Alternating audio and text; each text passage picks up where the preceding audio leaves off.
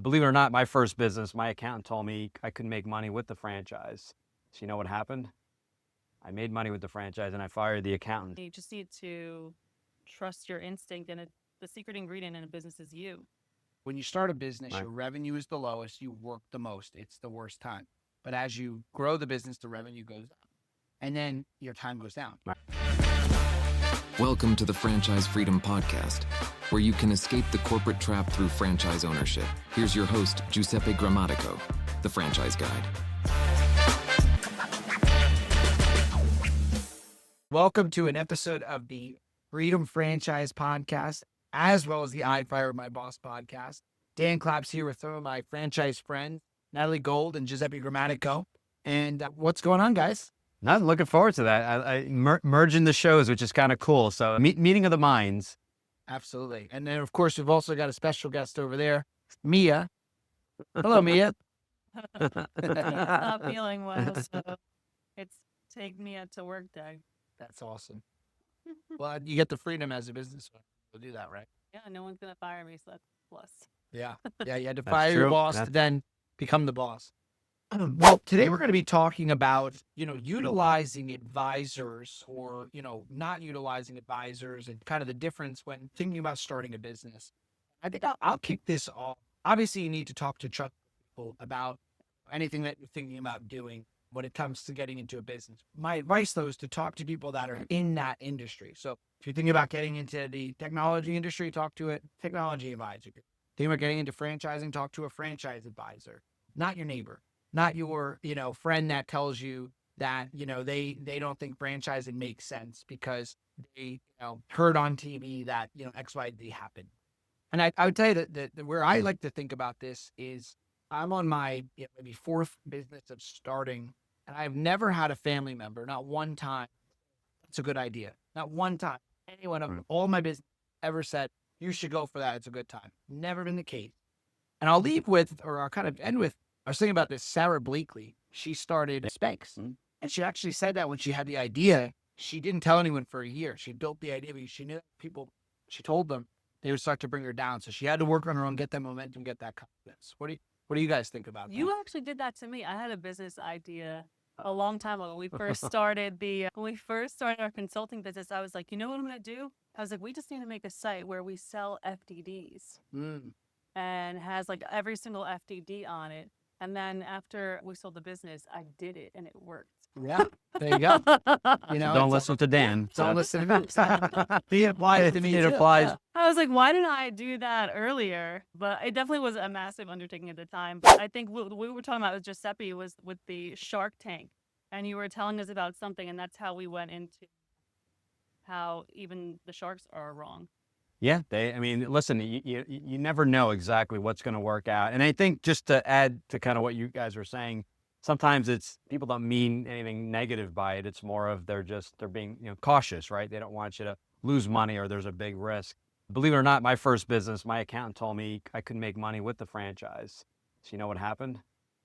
I made money with the franchise and I fired the accountant. So hopefully he's not listening. We're not going to name names, but so, they look at the numbers. They don't look at necessarily the big picture of the actual business itself. So yeah, I completely get it. But when you do ask for advice, you do have to be very cautious of who you're asking for. And where are their motivations coming from? True. I know that in my 11 years of being in franchising, I've never heard a financial planner, no offense to financial planners, but a lot of times I've seen people, they get close to buying a business. They go to their financial planner to get their financial planner's opinion. And, again, I like to think most people operate with integrity. I'm sure they do. But keep in mind, the money that you have in your retirement account or in your investment accounts, if you're talking to your financial planner about taking them out, they make a percentage fee on the money that's in there. Right. The more that is in there, the more that they can manage and the more that they can make you, but also the more that they can make themselves. And so a lot of times they're not going to be motivated either to say, yeah, I think it's a great idea to take out half the revenue stream of my business out of the account so you can go do another business. Meanwhile, they own their own business anyway. Right. Yeah. Right. And yeah, offense to financial planners. I am offended.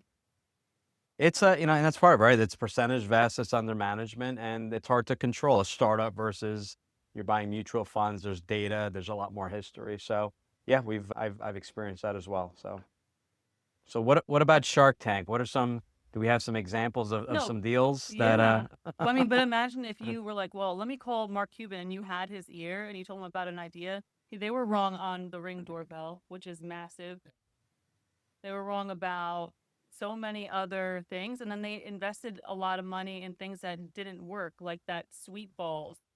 Like, what was that about? So I think even if you have people that could be experts, they could be wrong. You just need to trust your instinct. And the secret ingredient in a business is you. I mean, I think back, if we had went around and tried to find reasons not to start, vote or make the acquisition and then franchise, I wouldn't have done it. There would be a million things that people would tell you. You just kind of have to talk to customers, obviously, to make, or potential customers, and listen to them and see kind of their Right. feedback. But anyone else, it doesn't matter. And, I'll give you another example. I've had so many times where people are close to buying a franchise, for example, and then they go, oh, well, like my neighbor has, advised me I shouldn't do it. I was like, what does your neighbor do? Oh, Right. they're an accountant, or they're, whatever, a lawyer, or they're, they work in tech.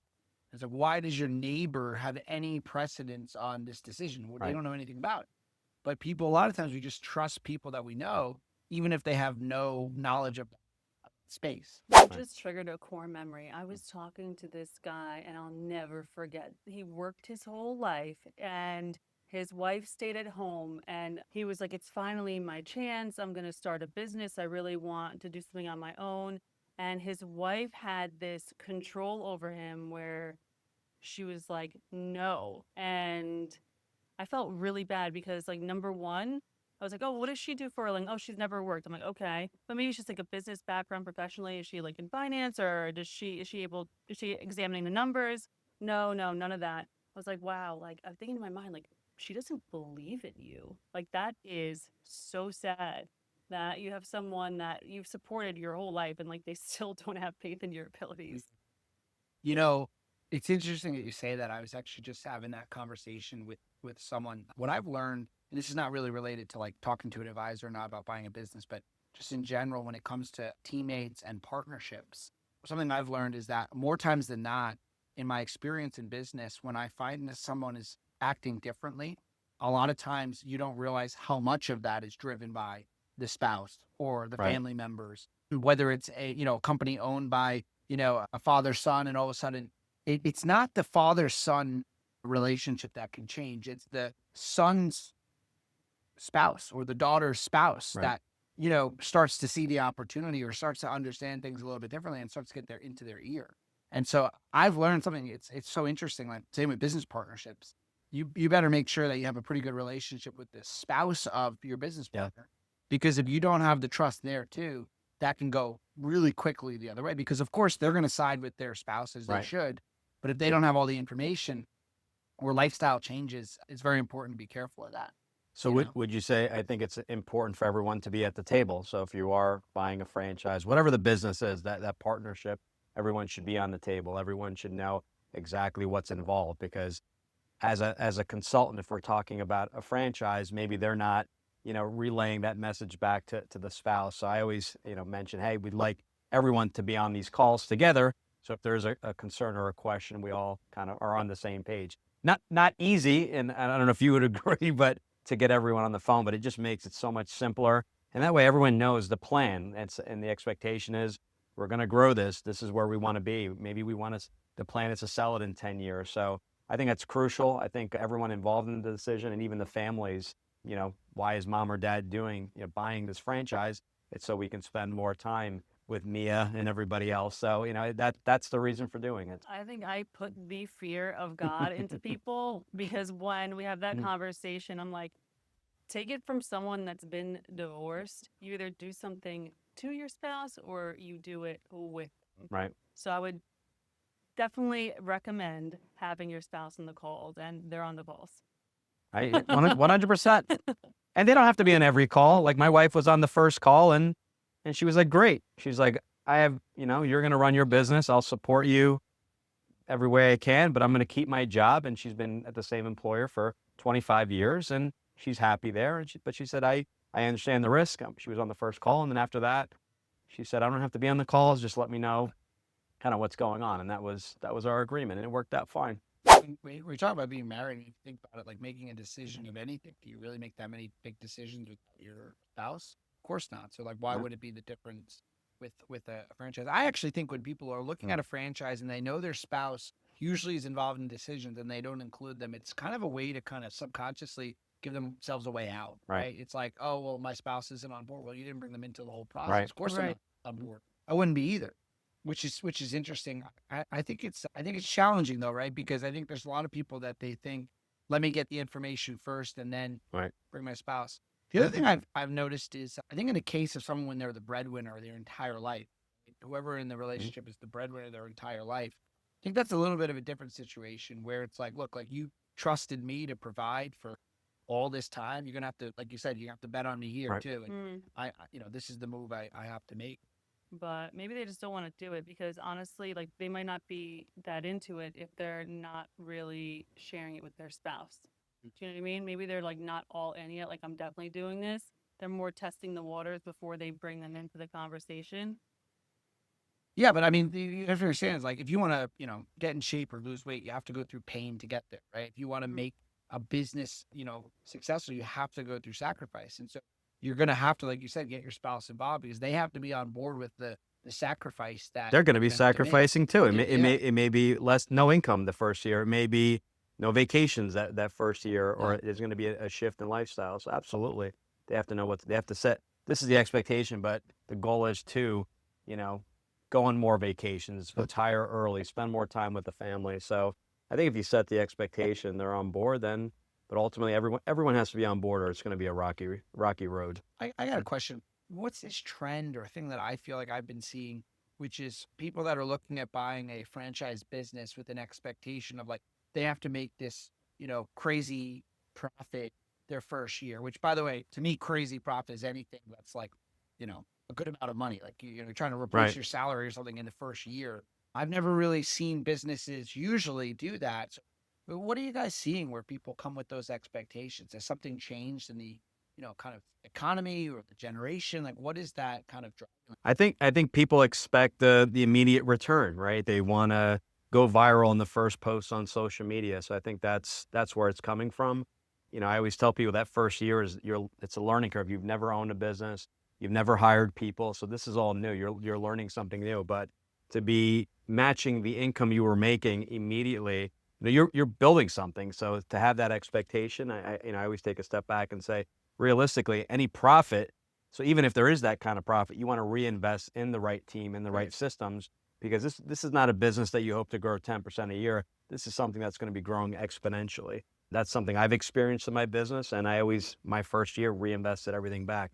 I didn't take a dime out, but I also set reserves aside for that. So I think it's this instant gratification. I have to make money right away, and it's okay if you don't match your salary the first year. You should really be investing in those systems, or else you're starving the business. You're pulling too much out. You're not hiring the right people, or not paying them what they're owed, and you're not investing in the technology as well. Yeah, but people say that, but they're still taking a salary, and they're saying the business isn't profitable, and And they're pulling their salary, and they're they're pulling their salary. So I mean, I think it just depends. Some people can hit the ground running, and some people don't. There's hurdles that you can't predict. No one has a crystal ball. Right. Like COVID happened, people that own certain businesses were affected, and other people, like if you were selling masks, you killed it, or Right. gloves, or whatever, right? Right. So it just depends. I think you can make money year one. We've done it before, and it's doable, but It's more I of what don't you know. do with that money. So even if you Yeah. make the money, you don't have to pull it out. You Right. can, reinvest. I think you should be reinvesting as much as you can to build that base so that, the money's not made the first few years. The money's made later, and in many cases, money's made on the exit. Yeah. It's interesting. Like, yeah, right. People forget about the enterprise value Right. that they built in a Right. business. I was talking to a business owner that, had started building a business. Their first year did well, but didn't make money. They lost money. Right. But they were building the bones of the business. Mhm. And in their regular job, they made a substantial amount of money. And what you have to remember is like, I can't give tax advice, but when you lose money in a business, but you have another income, well, that loss is a net operating NOI, net operating loss. Right. And net operating loss. And it carries over into your taxes. And so if you're making a bunch of money in one place, well, now you're losing money, if you will, as far as your other business, but you're building a business, you're building an asset. You're mitigating tax exposure. And then the next year, when you do build the business further, and let's say you do start to make a profit, which by the way, most business owners, they want to try to have a big profit. But when they do start to have a profit, you're going to be able to get a multiple on that profit, whatever multiple down the road. And so you have to think of it as like enterprise value of what you're building. But I think that the number one mistake business owners make is they start to succeed and then they go buy the boat or they go get the new car. And it's like, no, you should, like you said, reinvest the money into your business for a while. Do you ever realize that the people that want to make, like, they're like, I need to make this much money first year, they're in a worker mindset. Yeah. They don't have a business mindset. So I was having a conversation with someone. It just clicked to me when you said that I was like, oh, have you worked with a franchise consultant in the past? And he was like, yes. I was like, okay, great. Tell me a little bit about what you looked at. And he was really attached to what the business was as opposed to what it can do for him. And he was thinking like, oh, I'm going to do this every day, or like basically trying to buy himself a job. Like one of those businesses where it's literally like, you might as well clock in at this point, right? And I was like, well, I'll tell you one thing. I was like, I'm not necessarily obsessed with this, but I have a business and I'm able to travel and I have a lot of flexibility. I was like, why do you care so much what it is when you're going to have it running to the point where you don't even need to be there? Right. And he was like, oh, it's a mindset shift. And then other things people say that I'm like, that's a red flag. And it's okay. Some people are meant to work for others for life, but they're like, oh, if the business works, Right. like That's if a I'm poor going to get choice. into business, I honestly could do a poop scooping business. I will make it work. That's not an option. If the business works, then I can finally leave my job. Sorry, you're a loser. I just feel like that. Like if you either are a winner and like you're gonna go out and get it, or you're not. And if you're not ready, that's cool. I still need to hire people, and you can, there's a place for everyone. But it has to be like, and you just have to be able to run through walls to make things happen. And if you can't, then I know that they're not going to be the right fit for a franchise. Agreed. You're going in with the wrong mindset. And kind of piggyback what you were saying, when people buy a franchise, it seems as if they expect it to say, okay, whether I'm going to run it full-time or part-time, I'm going to make that investment and the business is just going to run on its own. Yeah. And I go, no, this is just, as a franchisor, this is a model. We're creating this system for you to follow, for you to execute. It's not for you to set it and forget it. I always say you make the investment and then it's, what is that? The Ron Popeil sausage machine I remember from years ago. Set it and forget it, and the franchisor is running the system. If that's the case, you don't need the franchisee if you're doing all the work. So that's the whole point of the system. There is success, there are going to be failures, but where I see people failing is they're undercapitalized and they don't follow the system. They don't use the marketing. They don't use the lead gen. They don't follow the systems in place. So that's what I've seen. I also think it depends, so the mindset around like the business making it happen. So we were having this conversation earlier, but I can understand the mindset of like, I bought this new franchise in a new industry and it's not working. And I believe the model doesn't work. So for example, if a franchise brand created a new space or a new service or a new way of, building a haircut place or something, and then it's like, no, this model's not working. Right. I can understand that mindset, but I know, and for me, and being in the cleaning restoration space, I'll go to RIA in a couple of weeks, which is the Restoration Industry Conference, and there'll be people doing tremendous numbers that don't even have a college degree or even let alone a GID. And so restoration works, like the model works. And you can do a Voda or Puro Clean or Paul Davis, and at the end of the day, like there's only so much is being done there. We're not recreating the wheel. When you buy into a franchise, you're buying into the culture, the training, the brand, the systems, but it's not a like make or break. And so whether someone drives a Voda, think of Voda as a Mercedes, right? Or they drive a Puro Clean as a BMW, or they drive a Resto Pros as a, what's another nice car? Lexus, right? Whether they drive one of those cars and get to the destination is not going to be because of Mercedes, BMW, or Lexus. It's going to be because the driver. If they crash, it's not because it was BMW or Mercedes. It was the driver driving the car. And so I always say that when people are looking at Voda, like, for example, comparative to other home service brands, or especially when they're looking at restoration, like you're going to succeed or not based on Voda. Like it's going to be you. It's just going to be how fast and how far you go is going to be which brand you choose as far as the restoration companies, or like how much easier it is. And I tell that to people all the time. I remember one time someone said to me to try to persuade me to do something. They said, "You're not going to ever be able to get to XYZ point without this." Right. And that was the wrong answer. The right answer was, you're going to be able to get to this place. It's going to be a hell of a lot harder. It's going to take you a hell of a lot longer, right? And so I say that to people looking at Voda. I don't think like you're going to buy a franchise, and if you didn't buy a franchise, you just won't succeed. It's just going to be a lot harder. It's going to take a lot longer. Yes, the stats are a lot lower too, but I think when people get into the business and then it doesn't succeed and they blame the franchise, it's kind of deferral of accountability. But last thing I'll say as a franchisor, we have to look in the mirror too. Because anytime I have a franchisor not succeeding, it's like, what is wrong on our end? Or like, what was wrong in expectations? Like, what could have been improved? We can't just blame it. That's the problem with franchising. The franchise owner blames the franchisor, and the franchisor blames them, and then no one's taking accountability. And it's a team effort. This is it's a marriage. It's usually a 10-year agreement. I would say 5 to 20 years. Usually the average is about 10 years. If I'm wrong, correct me, but that's what I've heard. So 10 years. So, okay, if you're struggling in certain areas, it may just be one thing. It just may, your salesperson needs retraining. Maybe it's the quality of leads. Maybe it's a combination, but working with the franchisor, that's, it's a partnership. It's a long-term relationship. Figure out what's working, what's not working, what can we do better? And I think that's a part of it. Not working. Like, I've talked to people before that are struggling and they've never had a conversation with the franchisor. And I go, what the hell are you waiting for?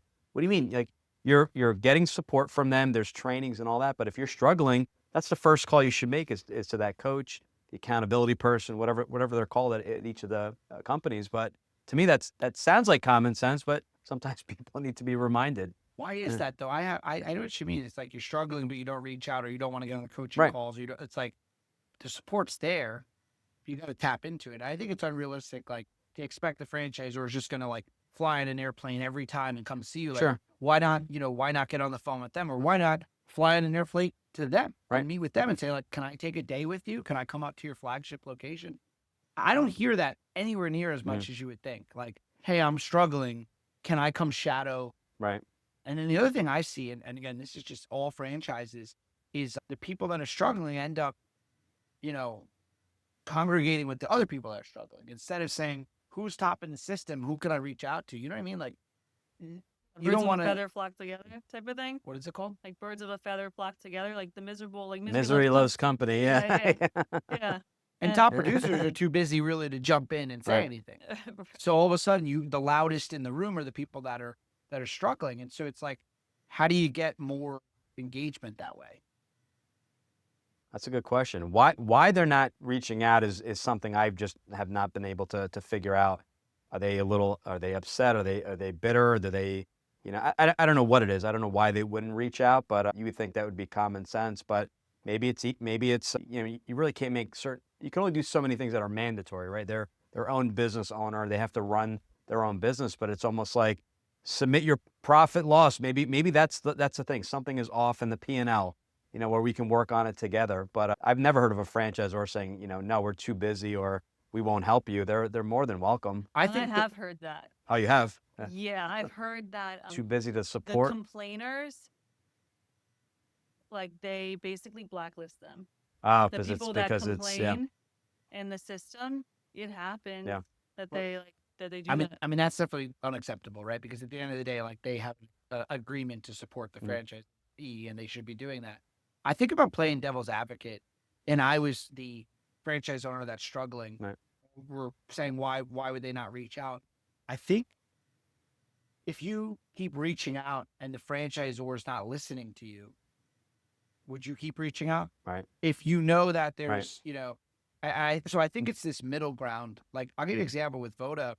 We do a really great job listening to our franchise owners, to the point that we actually crossed over a line that was not okay, which was, hey, we listened to you and your feedback for 45 minutes, but the second I try to give you any feedback, everything's perfect. Right. I actually just had this conversation with a franchise owner recently, which was, if you're struggling and doing everything perfectly, which is chance of that is literally zero, then we're in a lot of trouble, right? Because if there's nothing to fix, then I don't know what to do. But if you want to come to the call with solutions, and we're happy to hear where we can improve too. But if you're going to come in the call where you're completely perfect Right. and there's nothing to solve in your business and we're only the ones that are wrong, that's not a Right. productive, kind of mindset. And again, if you're not succeeding and you're doing everything right, that's a big problem. Chances of that is zero. No one's doing their business Right. well. You know what I mean? Your ego is not your amigo. Yeah, like if you've never been in There you business and go. you're in your first year of business, like it's not fair to Mhm. expect you're going to be the best business owner ever, and that's okay. But yeah, the ego gets in the way. Same for franchisors, their ego gets in the way because they start to think, well, like we've been doing this for so long. We actually have we call it like a commandment, but one of our franchisor commandments is they could be right, Right. which is an idea that like that franchise owner could be right. Let's make sure we're actually listening to them, but then we expect them to also listen. Yeah. Like that.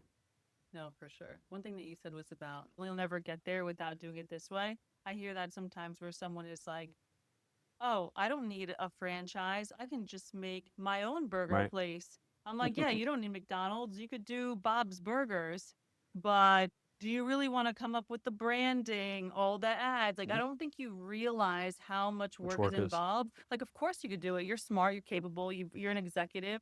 Like, if you want to do all that work at this point of your life, go for it. And you could do it. One other thing I want to add too is where when I hear people complain is that the idea of semi-absentee ownership, where they're keeping their job and then they're running the business on the side. And I said there's a couple components there. Obviously, the franchisor has to allow that, but people are hiring managers that they've never owned the business. They're hiring managers, but they're not managing the manager. There's no oversight, so they're assuming the manager is doing what they need to do, but they're not checking in. They're not doing the weekly in-person meetings or calls and stuff like that. And if they are, like I did with my business, and a mistake I made many, many moons ago, 20 years ago, was I bottlenecked the business. So the manager, every big decision had to get approved by me. Well, who the heck was I to approve it when my manager had more experience in years I was alive at the time? Yeah. So I became a bottleneck. So the big part is finding a franchisor that will support and allow part-time semi-absentee ownership. But on the flip side, when you bring that person on, maybe they have some underlying equity, some phantom equity, so they have some skin in the game. They're getting a cut of some of the profits, but you're also managing and setting the expectation. This is what I need you to do. These are the decisions I need you to make. These are the hours I'm available, because if you have a job, obviously, and you can't talk in the hours of 9 to 2, 9 to 3, or even 9 to 5, they know when to contact you and what decisions you can make. So Yeah. I believe it's both. It's the right person and expectation, and finding the right franchise that would support that type of ownership.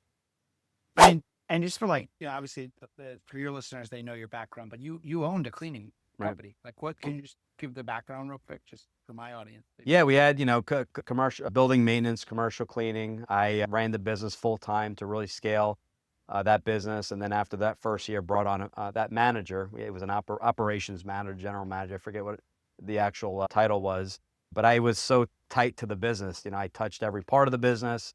I had to finalize every decision. So I had brought a manager. And by the way, my background was on Wall Street, and we owned the restaurants. I had no experience in that industry whatsoever. Yeah. So I brought an experienced person to the table, a GM with 20 years of experience, 20 plus years experience in that business. But yet I had to okay all his decisions to the point where, he wasn't able to do his job. It became kind of a bottleneck. So I was running it semi-absentee, but not allowing the manager to do their job, on a daily basis. So it was an interesting business. I learned a lot. I learned that you can't be the expert in all areas, and that you need to hire people that are better than you in certain areas, at social media, at marketing, at sales. So I learned a lot in that business, and I do a lot of learning. So I try to bring that experience to the table when helping people to find a franchise. It's interesting. What you did though is you got in the business, you learned it, and you grew it. When I think of my definition of semi-absentee, first of all, is it's a hockey stick, Mhm. right? And so when you start a business, Right. your revenue is the lowest, you work the most, it's the worst time. But as you grow the business, the revenue goes up, and then your time goes down. Right. But this idea that you're not going to work in the business and the revenue is going to go up, I've never experienced that in a business. And I think that you have to be involved. Like, example, I'm not as involved in the day-to-day of Voda as I was even 6 months ago. Right. It took time to get there. And my definition of semi-absentee isn't that now I'm going on the beach drinking Mai Tais and hanging out. If I'm not in the office on a Monday through Friday, then I'm out doing something to generate revenue or recruit people. Now, sometimes that might mean going out to play a round of tennis and Friday afternoon Networking. with a property manager, plumber, or consultant, a potential teammate. That is the job of the business owner. But I always thought of semi-absentee means like you're not in the day-to-day, so you can go out there and be what we call the mayor of the town. Not semi-absentee meaning I just park my money in it. It just happened. I think you're missing one variable that really matters in this conversation. And I would say it's experience. For example, my kid that was here, if I have to get her ready to come here and read, I can do that in half an hour. If her dad had to do it, she might be here at like 5 p.m. So I think like right now, yeah, you had to definitely like, they're like kids, like businesses are like babies. You kind of got to be there the first year. But if you had to do another home service brand the next time and you did another thing that was like similar to Voda, you would be semi-absentee pretty quick. So I think with the franchisee comes from a space where like they have a lot of experience to leverage, and this is just like a copy paste thing for them. They're able to step back really quickly and seamlessly and have that manager model. But if this is something that's brand new and you're completely green to it, yeah, it's going to take more time. That's a great point. It's not. That is a good point. It's not like black and white. It depends on your background. I mean, the way I look at it is like, let's say you owned 3 Orange Theories and I owned 3 Orange Theories, and you brought on a great GM that was a GM of another Orange Theory. You gave them a profit share, and not 5% or 2%, but 20% of the business. And you met with them, weekly to hold them accountable and celebrate their wins. You weren't bipolar with your emotions. Right. You didn't start getting in the way of them. And then sometimes you're in the way, sometimes you're not. Maybe you went to the gym twice a week with them and worked out, so you had an actual relationship. And then I, didn't do that, didn't give them a profit interest, didn't hold them accountable, didn't be a cheerleader, didn't have a scorecard, was moody with them. Sometimes I'm the boss, sometimes I'm not. Who do you think would end up working more hours? Me, right? Because I was a bad manager. Right. Is that Orange Theory or is that the manager? So to your point, it's the skill, the background. So I think that's the challenge is like, I think people sometimes overestimate though, because they think to themselves, well, I managed people my whole life. Well, you managed a college educated worker, not a blue collar. Nothing wrong with blue collar. Right. It's just in my case, we're not in home service, it's a different person. There is something really to be said about, I think it's a lot easier when you're managing a team that you built. You like all those people, you hired them. And if you don't like them, you could just let them go. Where if you're working for someone else, you have to manage those people, whether they're qualified or not. Like they got thrown onto your team and then you're struggling. So I think I do love the freedom aspect of that. But yeah, you're right. Just have to throw that in there. Well, that's a good point though. But here's the other thing, like most franchise owners and operators in general, that's the biggest challenge they have is like they have someone on their team. First of all, they want to check the box. I hear it all the time. Right. I got to get a GM for training, so I just need to check the box. It's not a box to check. The most important thing is hiring the right person. But then when they're not the right person, they give them way too many chances before they let them go. Like I've never, let me rephrase, after years of being beat up, I refuse to keep a teammate for 2 reasons. One, it happens all the time. Oh no, they're going to sabotage my business somehow. If I'm thinking that's the only reason I'm keeping them, they're going. Right. And I'll deal with the sabotage if God forbid happens, which usually does. Or what will I do without them? If I ever feel this mindset, obviously I have people that I feel like, what would I do without them? I would hate to lose them. That's a different story. But more like I don't like working with this person, but I also don't. What would I do without them? They have to go. Right. It's like, and that's the number one time people are afraid to do it. What I found, it's a little crazy, but when you have someone doing a job that you feel like, what am I going to do without them? You actually let them go because the pain of letting them go will actually cause you to solve it and the doors will open. Whereas if you just hold on to them, you're going to prolong the inevitable. I like that. You got to talk to other business owners. Sometimes you get caught in yourself and your thoughts. So I agree with that. I've had similar experiences. So I'll leave it at that. But yes, I completely agree. Craziest part is you think you're being compassionate. Right. And actually good leadership is that person that's in the wrong seat, usually, they know it. I'm just not passionate. Yeah. It is They're me. no, but they're bringing those problems home. Their spouse is feeling it. Their Right. kids are feeling it. Nobody wakes up every day saying, I hope I could screw up work today. I hope I can make Right. my boss unhappy. And when they're in the wrong seat, that's what keeps happening. So you're doing them a service, getting them out respectfully, so they can go into what's something a better seat. Yeah, I agree with Usually. that. And No, before for you get to sure. that, have a conversation out of the office, right? Not beating them up like, why did you do this? But have a, we had issues with managers over the years, and you have a conversation. You go out for a round of golf, or I'm not a golfer, but you do your thing, tennis or whatever sport it is, and you have a conversation. Then the conversation gets going. And sometimes it has nothing to do with the business. It's personal stuff. Maybe they're going through a divorce. Maybe something, they got some bad news, maybe a family member being sick or something like that. And just something like that. And all they needed was a little bit of time off. And that's all they needed, but they felt bad asking. So, you treat, it's a family. I mean, I look at every business as a family, and you treat everyone. Everyone has their, good days and bad days. But I think you take them out of the environment, you have a conversation with them. And I think that alone will go a long way. And sometimes together you decide, maybe we need to part ways, or I just need to get my stuff in order because of all the personal stuff I have on my plate. So I think those meetings, and sometimes they turned out great. Sometimes they turned into, yeah, we both mutually agree we have to part ways, and that's okay as well. Yeah. Saves a lot of headaches down the road. Have any crazy stories? That's the juicy stuff that I want to hear. The crazies? I don't think I have any crazy stories. And we're running out of time. No, I'm just kidding. Crazy stories with, like teammates, employees. So we're like in the franchise Mm. space, like with candidates. I have so many people that are out of their mind for sure. Like I get people that are like, we really just try to make sure that we match people to the right brand. It's really being efficient and effective with the brands that we're presenting them. Like imagine if you were my real estate agent and I was like, just show me everything of Zillow. Right. I want to see the whole Zillow. Like Yeah. that's what people do with us. Like we want to see every single brand. No, like you're not gonna. That's not every single brand is not for you. Sure. Like It'll probably be sold by the time you finish your due diligence. yeah. You're looking at 1,000 companies. Everything's going to be sold. I would say So you have no budget. You're looking at something like Yeah. a $5 million build out is okay for you. For the right opportunity, yeah, for the right okay. opportunity, we have a partner, limited funds. Oh, and that's the worst. Like business partners, that's the most expensive way to borrow money. I always tell people like you pay a franchise a royalty, but your partner you're paying like a huge chunk, and then when you sell it, you're paying they get 50%. I think a business partner only makes sense in 3 situations. One, you truly need money, you don't Right. have access to your own or lending. That can happen sometimes, and they provide capital. 2, they have a completely different skill set than you, Right. completely different.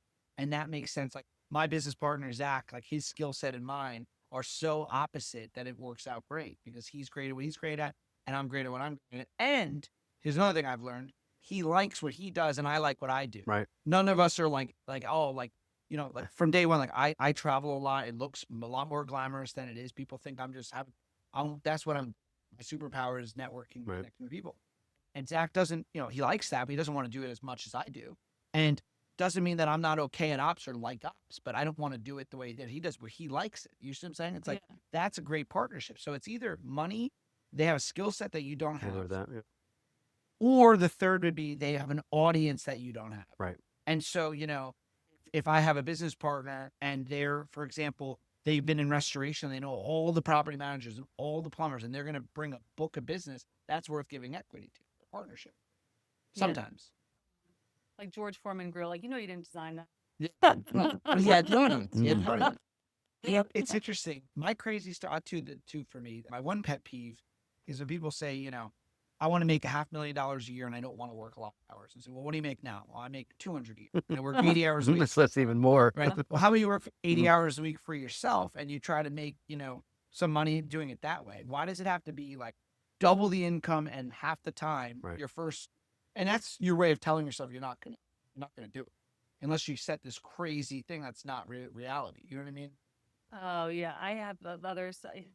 People that are like, I have a really good job, and then I'm looking at their questionnaire, and I'm like, these people don't make a lot of money, but for them, it's a lot, and they're like, they think that they can't ever get there again, like it's gonna be so hard.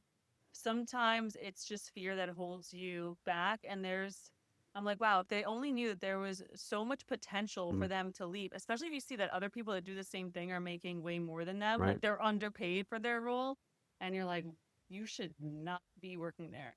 Yeah, but those people that are in those roles, like one of the things I'll tell you, like the more, verticals that I get a chance to be in rooms with people further than me or very successful. Mm. I haven't met one yet. I don't mean this arrogantly, but I haven't met one yet that's brilliant. They took the risk. They went for it. I think you'd be surprised, like people that I haven't met them, but I think at the top too, the more you meet them, you realize, wait a minute, this person just acted fast, took a risk, believed in themselves, betted on themselves. They got lucky a little bit. Yeah. They worked hard. I was just listening to, and obviously this is a crazy example, but like, have you ever listened to Steve Schwartzman's book, founder of Blackstone? No. It's a great book. He started Blackstone, obviously huge company, and obviously he's smart. He went to Ivy League school. You listen to the book, and he pretty much says, like, I'm a regular guy. I'm not even really that good at math. He's the largest private equity firm. And the more you listen to him, what he has is he has charisma, because he's sharp, but he's warm. And I think his skill is just he recruited great people. Right. And so when I see these franchise owners like the Flynn Group, they own 2,000 locations, the largest franchisee in the world. I guarantee if you sat down with the whatever his name, Flynn, I'm not saying he's not brilliant, but I think you'd be surprised that most of that brilliance came from the experiences that they have. Raw into. Absolutely. They're master delegators. They have the right people in the right positions. Absolutely. But they learned that through the time. Yes. Correct. Through the experience. They didn't, you know what I mean? Like, they didn't become that. They became that by doing it. Oh. So You just remind me of a story. Do you ever hear this Lord Timothy Dexter? Mm. This guy was illiterate, and he became the wealthiest guy. Hold on. In the late 1700s, the wealthy elite of Newburyport, Massachusetts had a problem. His name was Timothy Dexter, and he simply wouldn't fail. Like, all the rich socialites were really jealous of him. I don't know if you want to hear the whole story, but they tried to trick him into investing in things. They tricked him into investing in. Couldn't read the contract, right? He saw them investing in local currency, and at the time it was continental currency, paper money that was rapidly becoming worthless. He decided this must be what rich people did. But when the wealthy were cautiously buying small amounts, Dexter went all in with the enthusiasm of a Labrador chasing a squirrel. Buying worthless money is good, he reasoned. Then buying lots of worthless money is better. And then everyone was like laughing at him. So he was everyone was like the fool, right? He couldn't read. Right. He married someone rich. She died. So he ended up being loaded, right? And then Alexander Hamilton, the first Secretary of the Treasury, enacted his debt assumption plan. And then all that money became worth stuff. It was like, now it's worth a lot. And he became the richest guy. But like back to back, they would come up with like ridiculous things, like whale bones. All of a sudden, corsets became in style. Right. Yeah. And he had all the whale Right. bones. And then they convinced him to collect stray cats. Because he was so dumb, Mm-hmm. they would trick him into doing this stuff. So now he had a house with stray cats, like 1,000 of them, right? And then all of a sudden he heard there was like a rat infestations on all the ships coming into the port in Massachusetts. So now he sold all of these cats. He made tons of money. Like everything they go, tried yeah. to trick him into doing. Worked out. Resourcefulness. He was just like the lucky. They couldn't like make this guy ended up having like this huge mansion. He had a statue of himself like 15 feet tall and all these other statues. He couldn't read. He wrote a book actually towards the end of his life, which was nonsense. And he was illiterate. It had no punctuation. So everyone made fun of him. Then he rewrote Best-selling book. He rewrote it was a best-selling book. People used to have parties and read it. Then everyone was making fun of him. So then he wrote like a second edition with punctuation, but it was all the punctuation was at the end, and it was like 3 pages of exclamation points, periods, commas. Buying out of curiosity. Meanwhile, he knew what he was doing because Right. that got the attention. Right. He knew how to put the periods. Yeah, Yeah, in the yeah. back of the book, and he was like, "Here, so you can just use them as you wish." My wow. favorite, That's funny. not as funny as that story, but just as we wrap up, like one of my favorite, it's Henry Ford. You ever heard this? You ever heard Think and Grow Rich? Yeah. Henry Big fan. Ford, basically, the news company called him ignorant. So he considered this slander that they called him ignorant. So he sued the newspaper. And so when he was in court, the newspaper company's lawyer was like basically went up on stage or whatever, just opposed him and said, who's the second president? He didn't know. What's the, all these different facts that Henry Ford knew none of them. And so they were making their proving their point that he was ignorant. And then at one point he stopped him. He said, "Excuse me, at any given moment, I can press a button at my desk and have the smartest people at my Right. disposal come in and answer any of these ridiculous questions. None of them relate to building the horseless motor car. And so if it doesn't pertain to that, I don't waste my time learning about it. I only obsess over Right. building this life-changing technology. And immediately people realize how he's brilliant. He just didn't waste his time on things that didn't move his mission. Right. And I think that the point is like the franchise owners, like it's like you don't have to be this brilliant, and maybe you are smart, but like you just go after it. I hate to make it simple, but making money in business, usually, especially as a home service business, it's just going out there and making it happen and connecting and being the mayor of the town. Most of the other things don't matter. They really don't. As long as you, of course, give a good service and Right. you hire great people, but people overcomplicate the business. To You're- follow the system. Follow I the mean, system. like 1 in 6 franchise owners are coming out of the military. Why? Because they follow the system. They're Yeah. told exactly what to do. There's different positions and they execute. Simple as that. They don't start thinking, I bought a McDonald's, so I'm going to start adding and changing the menu. No, you execute on the system. Yes, it's a lot of work. Yes, you're dealing with staff leaving and all that other stuff, but execute on the system and that's it. Focus on that instead of thinking about how you're going to change the Yeah. menu. Oh my gosh, Or- did you see the 2025 economic financial report for franchising, the IFA one?